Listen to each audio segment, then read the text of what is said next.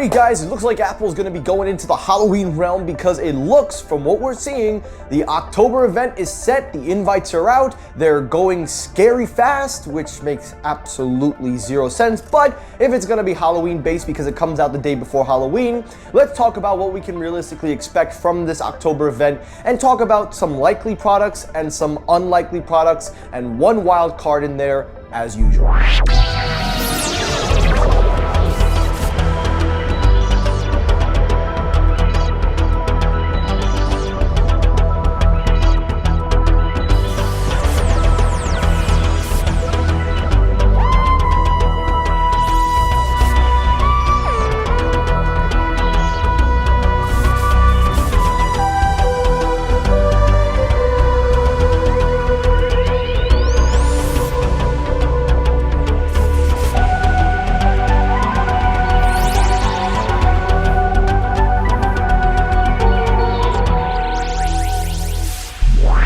The first story, the main story, and pretty much the whole topic of today's episode, the Apple October event.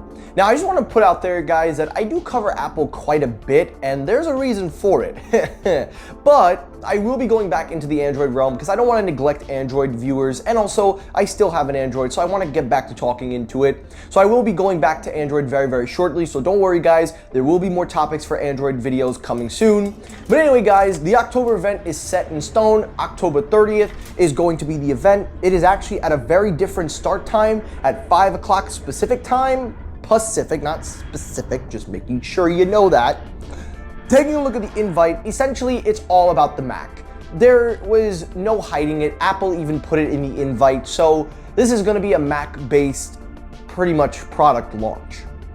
Now, taking a look at the products we can realistically expect to get a refresh, I think there are two products that are the biggest obvious. The MacBook Pro and the new long-awaited refresh of the iMac. Starting with the iMac, I think we're gonna see the M3 just be announced and then the M3 Pro and Max. I don't know if we'll go into the Ultra right away. I think we'll get there when we cross that bridge later on. But we will be seeing a brand new type of iMac with the M3 in terms of performance, not really the housing of anything. Maybe a few spec bumps in there, maybe some more Thunderbolts, who knows? Maybe even a new added color, maybe black finally gets thrown into the mix. We'll see. But the iMac has been a product that Apple, I wouldn't say has neglected, but they haven't updated it in a while. And it definitely needed an update very soon. And I'm glad that Apple is gonna finally do this because I currently have the iMac with the M1 chip and it still works perfectly. And specifically for everyday task to task and also some heavy duty usages from time to time, the M1 has held up very, very well. So seeing what the M3 can bring is going to be very interesting, but will it warrant an upgrade? Not sure yet. But on the flip side, taking a look at the MacBooks, that is where an area I am debating because originally I was gonna pull the trigger on the M2 model, but I held back because the M1 Pro, again, it's a great computer, haven't had any issues, and so far I really enjoy it. But with the now M3 Pro and Max, if they are going to be on the more productive side in terms of performances, specifically videos, I think it's safe to say that the 14 and 16 inch are going to get some new specs, but specifically the USB-C ports. Again, the M3 Pro and Max chips again. And then if you want to count the cheap 13 inch model, that will also probably get the M3 chip as well. And I'm kind of curious as to why Apple is still shipping that model.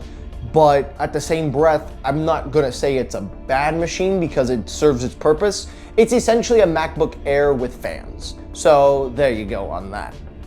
Now, there are some products that we should not expect, at least in my opinion. We shouldn't expect anything with the MacBook Air. I don't think the MacBook Air is gonna get touched for a little bit. I think they're gonna wait that out. But if they do touch it, it'll probably just be the M3 chip put in. But I don't see that being the case. I think they're gonna focus on the iMac and the MacBook Pro. And another product, again, obviously Mac Studio. I don't think they're gonna do that right away either. It would be nice if Apple could just update all their Mac lineups with the latest chip instead of having to space them out and then the release cycle comes and it just is confusing. It would be nice, but again, beggars can't be choosers. Another thing I don't think we should be expecting is iPads. I think if I had to put one speculation, I would assume that the iPad mini will probably get the refresh, or maybe even the iPad Air will probably get the refresh, but I don't know if we're gonna see it right away. I don't know if it's gonna be done in time for October, but I could be wrong. Maybe Apple will briefly touch about it, maybe they'll briefly talk about both of the products, but who knows? We'll have to wait and see, but I wouldn't hold my breath and say have expectations for that. But there is one product that I will put out as a wild card, because this one product, and I think everybody knows where I'm going with this, the Apple Vision Pro. We haven't heard anything since they announced it, since they've talked about it. They haven't said anything. They haven't even talked about shipping models, anything.